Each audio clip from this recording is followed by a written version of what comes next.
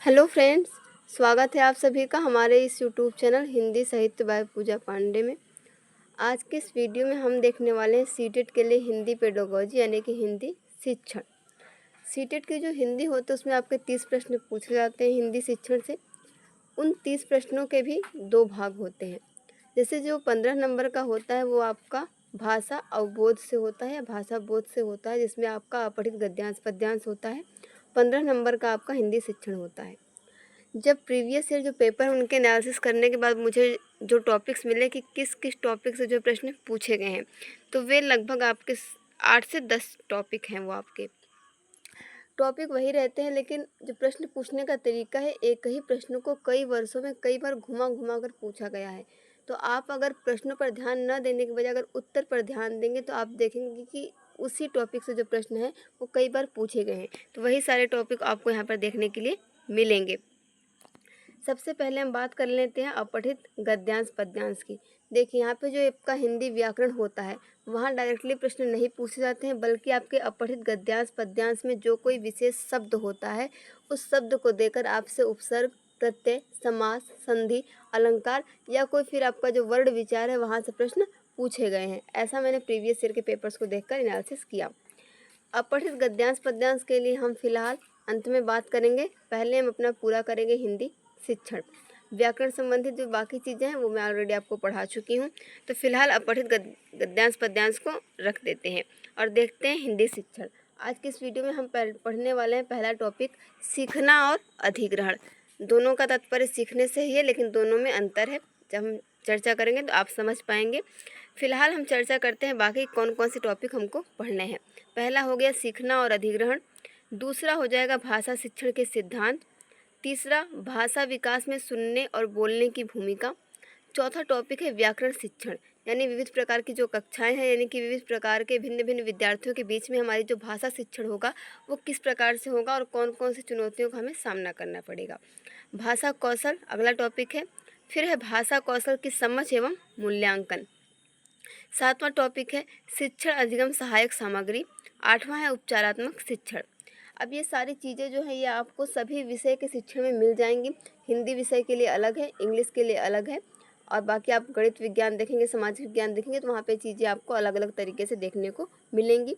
क्योंकि जो शिक्षण अधिगम सहायक सामग्री हम हिंदी के लिए प्रयोग कर रहे हैं शायद वो दूसरे विषय के लिए ना हो, इसलिए अलग अलग इनका अध्ययन करना आवश्यक है। हम आगे के आने वाले वीडियो में एक टॉपिक के लिए कंटेंट पढ़ेंगे जो उस पर आधारित सिद्धांत या नियम वगैरह होंगे, और उस पर आधारित लगभग 20 से 25 आपके एमसीक्यू होंगे। सबसे पहले कुछ और सिलेबस भी है हमारे पास जो कि बीएड की हिंदी बुक है, वो भी हम देख लेते हैं।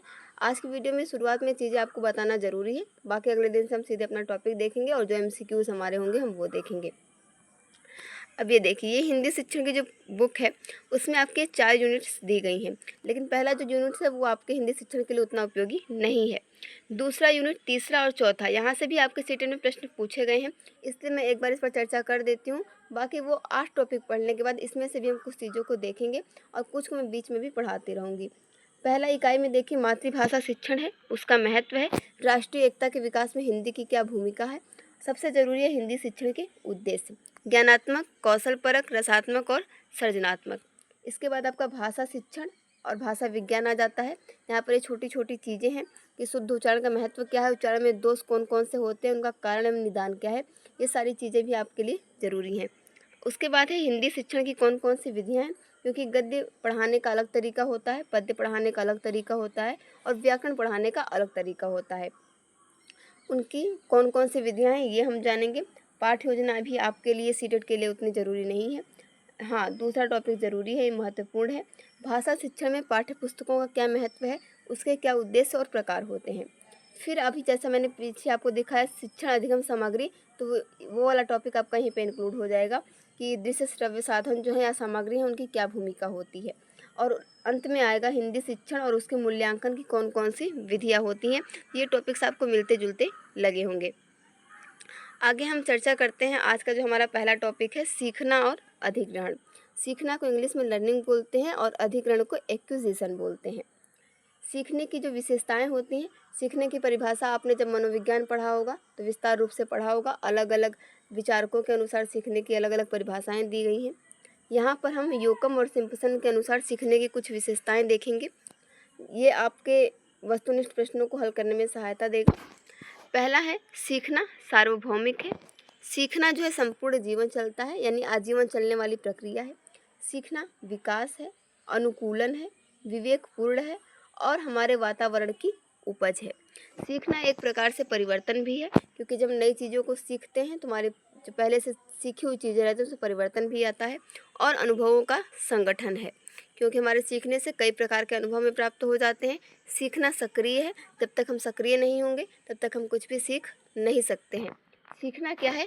खोज करना है। जब तक हम सीखने के लिए उत्सुक होंगे तभी हम नई नई चीज़ों की खोज कर पाएंगे। तो इस प्रकार से ये 10 जो है सीखने की विशेषताएं हैं योकम और सिम्पसन के अनुसार। ये जो शब्द हैं जैसे विकास, अनुकूलन, विवेकपूर्ण, सार्वभौमिक, अनुभवों का संगठन, ये सारे प्रश्न आपको उलझा सकते हैं, इसलिए इन पॉइंट्स को आप नोट कर लें। शॉर्ट नोट्स आप बनाते चलें। अगर रोज़ आपको एक वीडियो मिल रही है तो उसे देखें, उसमें जो भी आपको की पॉइंट्स लगें तो उस शॉर्ट नोट्स को आप बनाए रहेंगे तो रिवीजन करने में आपको आसानी होगी। आगे देखते हैं सीखने के सिद्धांत। सीखने के बहुत सारे सिद्धांत प्रस्तुत किए गए हैं। आपने इसे मनोविज्ञान में विस्तार से अच्छी तरीके से पढ़ा होगा, लेकिन यहाँ पे आगे की चीज़ों को सीखने के लिए इनका जिक्र करना ज़रूरी है, इसलिए हम इन सिद्धांत को शॉर्ट्स में देखेंगे। 5 सिद्धांत हैं। पहला है थार्नडाइक का संबंधवाद, या थार्नडाइक का सिद्धांत भी बोल सकते हैं। इनके नियम अलग हैं, सिद्धांत अलग हैं। प्रबलन सिद्धांत। और तीसरा है संबंध प्रतिक्रिया का सिद्धांत, जिसे हम शेयर थ्योरी भी बोलते हैं। चौथा है आपका स्किनर का सिद्धांत और पांचवा है अंतर्दृष्टि सिद्धांत। पहला जो है थार्नडाइक का संबंधवाद। इस सिद्धांत के अनुसार जब कोई भी व्यक्ति कोई कार्य सीखता है तो उसके लिए अलग अलग परिस्थिति या उद्दीपक होते हैं, जिनके साथ वह विशिष्ट प्रतिक्रिया प्रदर्शित करता है और भविष्य में उसी प्रकार की जो प्रतिक्रिया है वो बार बार होती रहती है। तो इस प्रकार से एक उद्दीपन होता है और इसे हम उद्दीपक प्रतिक्रिया संबंध के नाम से भी जानते हैं। और यहीं पर प्रयास एवं त्रुटि जो सिद्धांत है इस नाम से भी इसको जाना जाता है।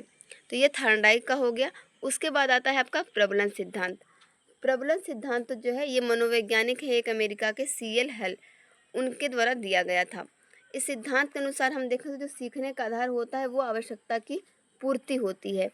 जैसे एक पिंजड़े में बंद जो भूखा बंदर है वो भोजन को प्राप्त करने के लिए प्रयास करता है, क्योंकि उसको आवश्यकता है भोजन की, इसलिए वो अपनी आवश्यकता को पूरा करने के लिए प्रयास करता है और अंततः वह बाहर निकलना सीख जाता है। तो इसीलिए कहा गया सीखना क्या है? आवश्यकता की पूर्ति की प्रक्रिया के द्वारा ही होता है। इसी को हम प्रबलन सिद्धांत के नाम से जानते हैं। फिर है संबंध प्रतिक्रिया सिद्धांत। ये जो सिद्धांत है आप इसका हिंदी नाम भी याद रख लें, संबंध प्रतिक्रिया सिद्धांत। इसका प्रतिपादन IP पावलोव ने किया था। इस सिद्धांत के अनुसार सीखना क्या हो जाता है? एक अनुकूलित अनुक्रिया हो जाता है, क्योंकि भोजन देखकर जो कुत्ते के मुंह से लार टपकने लगती है वह स्वाभाविक रूप से होती है, और मात्र घंटी बजाने के कारण भी कुत्ते के मुंह से लार टपकने लगे तो इसे हम क्या कहते हैं? स्वाभाविक क्रिया कहते हैं या संबंध प्रतिक्रिया कहते हैं। इसके बाद आपका आ जाएगा स्किनर का सिद्धांत। इसके जो प्रतिपादक हैं वो हैं BF स्किनर। इस सिद्धांत के अनुसार किसी पिंजरे में जो उत्पन्न क्रियाशीलता है वही क्या है? उसके सीखने का आधार है, यानी जो उसकी अभिप्रेरणा है। अगर हम किसी चूहे को लीवर युक्त बक्स में बंद कर दें और उस लीवर पर पैर पड़ते ही खटकी जैसे ही आवाज़ होती है तो उसे प्याले में भोजन मिल जाता है। तो जब भी वो चूहा भूखा होता है तो फिर वो लीवर को दबाने लगता है, तो ये उसकी अभिप्रेरणा के कारण ही हुआ। तो अभिप्रेरणा से उत्पन्न जो क्रियाशीलता है वही सीखने का अधिकार है BF स्किनर के अनुसार। अंत में आप देखेंगे सीखने का जो सिद्धांत है अंतर्दृष्टि सिद्धांत। इसको 3 मनोवैज्ञानिकों के समूह द्वारा दिया गया था। हम कह सकते हैं वर्दीमर, कोफ्का और कोहलर। इस सिद्धांत के अनुसार बहुधा हम स्वयं कर या देखकर भी सीख जाते हैं, और कई बार हम बिना बताए अपनी समझ से यानी अपनी अंतर्दृष्टि से स्वयं ही सीख जाते हैं। जैसे एक कमरे में जो बंद वनमानुष होता है, जब कमरे की छत पर केले लटक रहे होते हैं तो उसको प्राप्त करने को बहुत प्रयास करता है और कई बार वो असफल भी हो जाता है, लेकिन फिर वो अपनी समझ का इस्तेमाल करता है और जो पास में उसके बक्से रखे होते हैं उसको लेकर केले के नीचे आता है, एक के ऊपर एक रखता है और उस पर चढ़कर फिर केले को प्राप्त कर लेता है। इस प्रकार हम अपनी अंतर्दृष्टि द्वारा भी सीखते हैं, और ये जो सिद्धांत है ये आपका वर्दीमर, कोफ्का और कोहलर के द्वारा दिया गया था। अब बात कर लेते हैं अधिग्रहण की। सीखना आपने देख लिया। अधिग्रहण जो होता है जिसे हम इंग्लिश में एक्विजिशन बोलते हैं। सीखना जो ऐसी प्रक्रिया जो कि जीवन भर चलती रहती है। सीखने और अधिग्रहण में मेन अंतर यही है कि व्यवहार में जो संशोधन होता है वो अधिग्रहण के द्वारा होता है, यानी हमने किसी चीज़ को सीखा तो वो सिर्फ सीखना हुआ। लेकिन अगर हम उसको स्थायित्व प्रदान कर देते हैं, वह लंबे समय तक हमारे व्यवहार में रहता है, तो वो अधिग्रहण कहलाएगा। जैसे हमने पढ़ना सीख लिया, ये तो सीखना हो गया, लेकिन अगर हमने उस पढ़ने की जो हमारी प्रक्रिया है, अगर हम उसको 2-3 दिन तक, 4 दिन तक या 1 महीने तक या 2-3 महीने तक हमने जारी रखी, तो वो अधिग्रहण हो गई। यानी हम आगे भी पढ़ सकते हैं, हमारे अंदर पढ़ने की क्षमता विकसित हो गई, तो वो अधिग्रहण हुआ। लेकिन अगर उसी चीज़ को हम भूल जाते हैं, तो फिर वो सीखना हुआ, क्योंकि हमने कुछ समय के लिए सीखा था, बाद में हम उसे भूल गए, तो वो अधिग्रहण नहीं कहलाएगा। जैसे सीखने के माध्यम से ही कोई बालक समाज में प्रचलित प्रथाओं, परंपराओं एवं रूढ़ियों का अधिग्रहण करता है। अधिग्रहण के द्वारा ही सीखने की प्रक्रिया का निर्धारण किया जाता है। वस्तुतः अधिग्रहण क्या है? व्यवहार में संशोधन करने की एक प्रक्रिया है। अर्थात बालक के विकास में सीखने को स्थायित्व प्रदान करना, जो उसके व्यवहार को निर्धारित करता है, अधिग्रहण कहलाता है। अब हम बात कर लेते हैं कि भाषा के विकास के अंतर्गत अधिग्रहण करने की कौन कौन सी अवस्थाएं हैं। इनका ये क्रम भी आपको याद रखना जरूरी है। तो आप अधिग्रहण की परिभाषा नोट कर लें, अभी पीछे मैंने आपको बताई। और ये जो भाषा के विकास के अंतर्गत अधिग्रहण करने की विभिन्न अवस्थाएं हैं, इसे भी आप इसी क्रम में नोट कर लें। अभी जब मैं अंत में आपको MCQ सॉल्व करवाऊंगी, तो वहाँ पर आप देखेंगे। सबसे पहले प्रारंभिक ध्वनियों को अधिग्रहण करने की अवस्था आती है। सबसे पहले जो छोटी छोटी ध्वनियाँ होती हैं, बच्चा उन्हें क्या करता है? उसे अधिग्रहण करता है, सीखता है। उसके बाद निरर्थक शब्दों के उच्चारण को अधिग्रहण करने की अवस्था आती है। उसके बाद बालक में क्या होता है? भाषा समझ की अवस्था आती है, फिर बोलने की, फिर शब्द भंडार में विकास की, और अंत में आती है शुद्ध उच्चारण की। शुरुआत कहाँ से होती है? प्रारंभिक ध्वनियों से, उसके बाद निरर्थक शब्द से, फिर भाषा समझ से, फिर बोलने से, उसके बाद शब्द भंडार से, और अंत में शुद्ध उच्चारण। ये क्रम जो है इसी प्रकार रहेगा, इसको आप नोट कर लें। आइए आगे देखते हैं हिंदी भाषा का महत्व। किन किन जगहों में या किन किन क्षेत्रों में जो हिंदी भाषा है वो हमारे विकास को प्रभावित करती है। सबसे पहले है व्यक्तित्व का विकास, फिर भावात्मक विकास, सृजनात्मक प्रतिभा और मातृभाषा। अध्ययन अध्यापन का मूलाधार है, क्योंकि कई बार हमने देखा है बिना भाषा के हम कोई भी विषय बच्चे को नहीं पढ़ा सकते हैं, चाहे फिर वो आपका विज्ञान हो, गणित हो, कोई भी विषय हो, भाषा ज़रूरी है, चाहे फिर वो आपकी हिंदी हो, चाहे इंग्लिश हो, या कोई भी भाषा हो। इसलिए अध्ययन अध्यापन का ये मूलाधार है। मातृभाषा और राष्ट्र की प्रगति, मानसिक विकास, सामाजिक सांस्कृतिक विकास, मातृभाषा और बालक का व्यावसायिक विकास, मातृभाषा और राष्ट्रीय एकता, मातृभाषा और सहज ज्ञानार्जन। ये सारे पॉइंट्स भी आपको नोट करने हैं। कई बार ये ऑब्जेक्टिव टाइप के क्वेश्चन में पूछे गए हैं कि हिंदी भाषा का महत्व इन इन क्षेत्रों में है। उसके बाद आइए देख लेते हैं त्रिभाषा सूत्र। चूँकि हम हिंदी शिक्षण की तैयारी कर रहे हैं, तो इसलिए त्रिभाषा सूत्र का अध्ययन करना भी जरूरी है। त्रिभाषा सूत्र जो है सर्वप्रथम सन 1956 में केंद्रीय शिक्षा सलाहकार बोर्ड ने इसका प्रतिपादन किया, लेकिन 2 सूत्रों पर विचार करके ही इसे छोड़ दिया गया 1956 में। बाद में 1961 में एक सम्मेलन आयोजित किया गया, जिसमें मुख्यमंत्रियों को बुलाया गया, और उन्होंने निर्णय लिया कि माध्यमिक स्तर पर आधुनिक भारतीय भाषा का अध्ययन किया जाना संभव नहीं है, इसलिए उन्होंने 3 भाषा, जिसे हम त्रिभाषा सूत्र के नाम से जानते हैं, उसे स्थान दिया। पहले होती है क्षेत्रीय भाषा, फिर अन्य भारतीय भाषा, और तीसरे में आपका अंग्रेजी अथवा अन्य यूरोपीय भाषा को स्थान दिया। यानी एक हमारी क्षेत्रीय भाषा या मातृभाषा हो जाएगी, इसे पहले नंबर पर रखा गया है। दूसरे नंबर पर आपकी संघ की राजभाषा होती है, यहाँ पर हिंदी अथवा अंग्रेजी दोनों में से कोई हो सकती है। तीसरा अंग्रेजी अथवा अन्य यूरोपीय भाषा है, तो आप यहाँ पर तीसरे में अंग्रेजी ले लें, अथवा आपको जर्मन, फ्रांस, कोई भी भाषा यहाँ पर ले सकते हैं। और इस त्रिभाषा सूत्र में जो संशोधन हुआ वो सबसे पहले भावात्मक एकता समिति द्वारा 1962 में हुआ। उसके बाद कोठारी आयोग द्वारा त्रिभाषा सूत्र में सन 1964 में संशोधन किया गया। आइए अब हम कुछ प्रश्न देख लेते हैं, जो कि आपके हिंदी शिक्षण के लिए बहुत ही ज़रूरी हैं।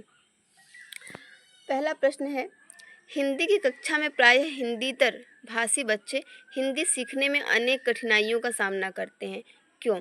हिंदीतर का मतलब है कि जो हिंदी से अलग भाषा बोलने वाले बच्चे हैं।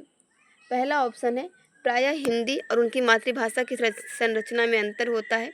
दूसरा, वे मन लगाकर हिंदी नहीं सीखते। तीसरा, हिंदी सीखने के प्रति उनमें अरुचि होती है।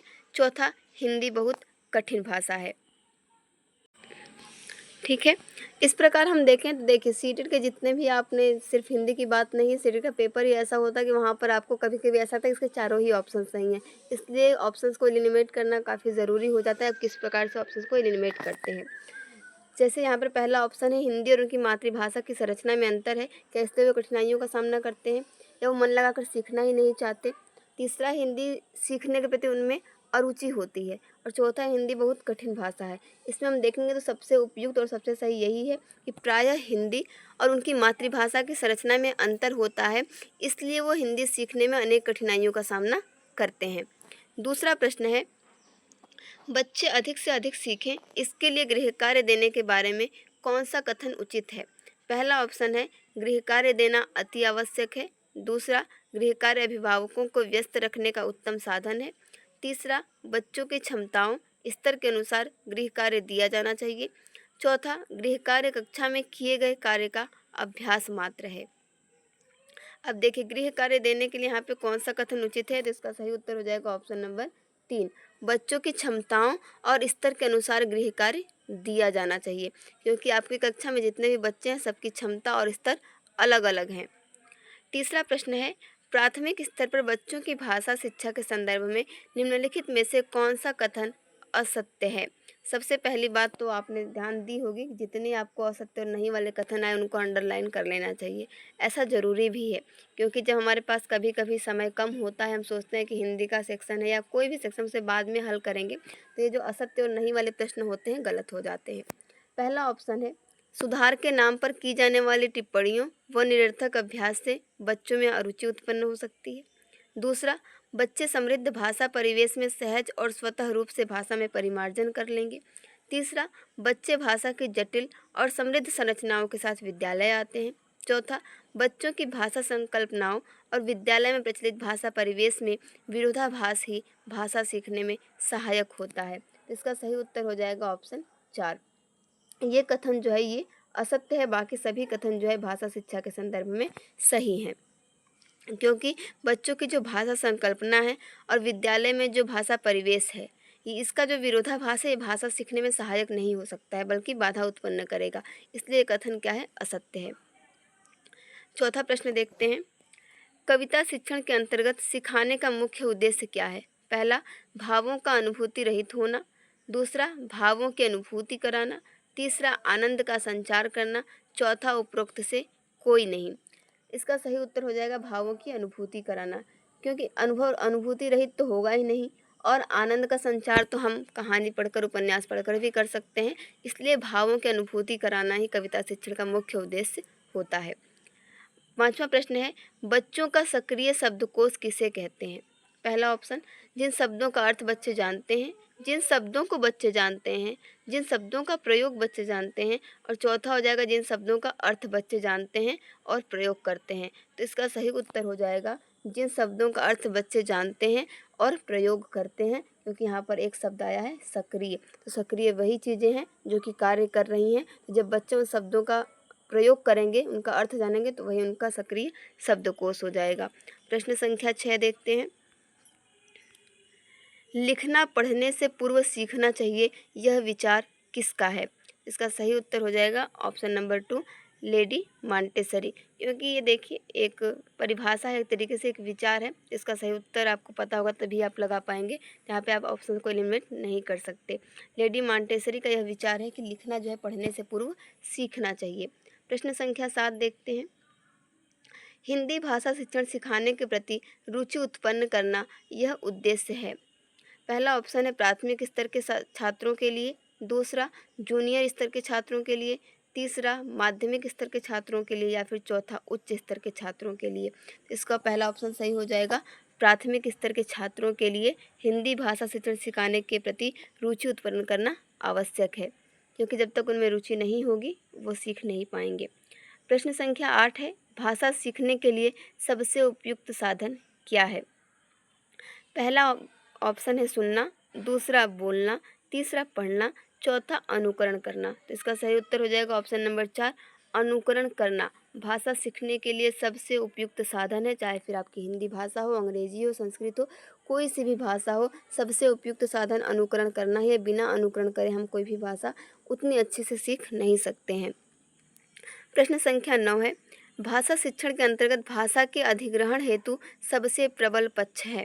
पहला, सुनना तथा पढ़ना, दूसरा केवल सुनना, तीसरा केवल पढ़ना, चौथा केवल लिखना। तो इसका सही उत्तर हो जाएगा ऑप्शन 1, सुनना तथा पढ़ना। अक्सर हम थोड़ा सा ध्यान देकर चलें तो सीटेट में सिर्फ हिंदी की बात नहीं है, बाकी और भी विषय जो हैं केवल वाले जो ऑप्शन है यहाँ पर भी हमें ध्यान देने की ज़रूरत पड़ जाती है, क्योंकि अक्सर ये गलत हो जाते हैं, लेकिन किन्हीं किन्हीं परिस्थितियों में सही भी हो जाते हैं। फिलहाल इसका सही उत्तर हो जाएगा ऑप्शन नंबर 1, सुनना तथा पढ़ना दोनों ही भाषा के अधिग्रहण हेतु आवश्यक हैं। प्रश्न संख्या 10 है, बच्चों में सीखने से होने वाला प्रभावपूर्ण परिवर्तन है। ऑप्शन 1 है व्यवहार परिवर्तन, दूसरा मूल प्रवृत्तियों में परिवर्तन, तीसरा व्यक्तिगत प्रेरणाओं में परिवर्तन, चौथा उपरोक्त में से कोई नहीं। इसका सही उत्तर हो जाएगा ऑप्शन नंबर 1, व्यवहार परिवर्तन। जब व्यवहार परिवर्तन होगा तो ये सारी परिवर्तन तो अपने आप ही हो जाएंगे। इसलिए बच्चों में जो सीखने से होने वाला प्रभावपूर्ण परिवर्तन है वो है व्यवहार परिवर्तन। प्रश्न संख्या 11 है, सभी छात्रों में सीखने की क्षमता होती है, भिन्न भिन्न, समान, दोनों या फिर कोई नहीं। तो इसका सही उत्तर होगा ऑप्शन 1, भिन्न भिन्न, क्योंकि सभी छात्र एक ही क्षमता से नहीं सीखते, सभी के पास अलग अलग क्षमता होती है सीखने की। प्रश्न संख्या 12 है, एक बालक में भाषा अधिग्रहण करते समय सर्वप्रथम प्रयोग होता है। अब देखिए, मैंने जो आपको क्रम से लिखने के लिए बताया था, आपको याद होगा तो आप इसका सही उत्तर देंगे। पहला ऑप्शन है भाषा समझ का, दूसरा ध्वनियों का, तीसरा निरर्थक शब्दों का और चौथा शुद्ध उच्चारण का। तो इसका सही उत्तर हो जाएगा ऑप्शन नंबर 3, निरर्थक शब्दों का। सबसे पहले क्या आते हैं, ध्वनि, फिर निरर्थक शब्द। इसलिए भाषा अधिग्रहण करते समय सर्वप्रथम जो प्रयोग होता है वो निरर्थक शब्दों का होता है, क्योंकि ध्वनियों का प्रयोग वो तभी करेगा जब वो शब्दों को बना पाएगा। सिर्फ ध्वनियों को तो नहीं बोलेगा, शब्दों के साथ ही बोलेगा। तो इसलिए हम यहाँ पे ध्वनियों को न लगा के बल्कि क्या लगाएंगे, निरर्थक शब्दों का। इसी प्रकार से आपको ऑप्शंस को ध्यान देने की ज़रूरत है। प्रश्न संख्या 13 है, डैश है, व्यवहार में संशोधन करने की एक प्रक्रिया है। क्या भाषा है, मातृभाषा है, अधिग्रहण है या पढ़ना है। तो इसका सही उत्तर हो जाएगा ऑप्शन 3, अधिग्रहण। अधिग्रहण क्या है, व्यवहार में संशोधन करने की एक प्रक्रिया है। प्रश्न संख्या 14 है, मानसिक रूप से परिपक्व बच्चे अधिकतर होते हैं। पहला ऑप्शन समान रूप से ग्रहण करने वाले, दूसरा देर से ग्रहण करने वाले, तीसरा जल्दी ग्रहण करने वाले, चौथा उपरोक्त में से कोई भी। तो इसका सही उत्तर हो जाएगा ऑप्शन नंबर 3, जल्दी ग्रहण करने वाले जो बच्चे होते हैं वो मानसिक रूप से परिपक्व होते हैं। अगला प्रश्न देखते हैं, प्रश्न संख्या 15, भाषा विकास के अंतर्गत अधिग्रहण करने की वह अवस्था जिसमें बालक शुद्ध उच्चारण करने लगता है कितनी है। पहला 2 वर्ष, दूसरा 3 वर्ष, तीसरा 8 वर्ष, चौथा 12 वर्ष।